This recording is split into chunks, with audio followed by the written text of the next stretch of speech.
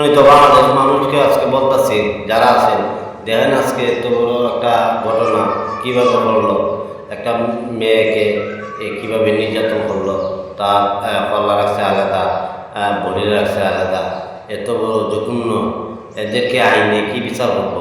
আইনে কি বিচার করবো? আইনে কি বাঁচিয়ে রাখবো? আইনের কোনো বিচারের দরকার নাই। যে জনগণের হাতে তুলে দেন, জনগণ এটা বিচার করবো, 1 সেকেন্ডে বিচার করে দেবো। এরপর বডির থেকে কল্লাটা আলাদা করে লাগবে। কিন্তু বাংলাদেশ প্রশাসন এখনও বর্তমানও তাদের মা গার্জেনকে কখনো গিয়া বলতেছে না, সান্ত্বনা দিতে পারতেছে না। আর এই তো বড় একটা ক্ষতি করে ফেলাইছে নির্যাতন। আমরা এই আইন মানি না, আমরা কোরআনের আইন মানি। আমরা বাংলাদেশ সমস্ত যেটা মানুষ আছে প্রত্যেককে বলি, আপনারা এইদিকে একটু সাপোর্ট করবেন, এইদিকে একটু সাপোর্ট করবেন। আমরা কোরআনের আইনের অনুযায়ী আমরা বাংলাদেশ চলো।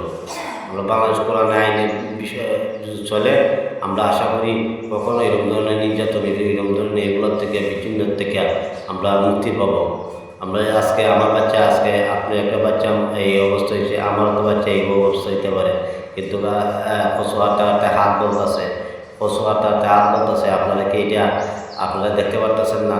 আপনারা এই দিক থেকে আপনারা একটু সচেতন থাকেন, এই দিকে আপনারা একটু সামনে দিকে এগিয়ে যান। বাংলাদেশ সরকারের কাছে আমার ভিডিওটা শেয়ার করে দেবেন। অসংখ্য ধন্যবাদ যারা যারা দেখতে পারতেছেন। ভালো থাকবেন।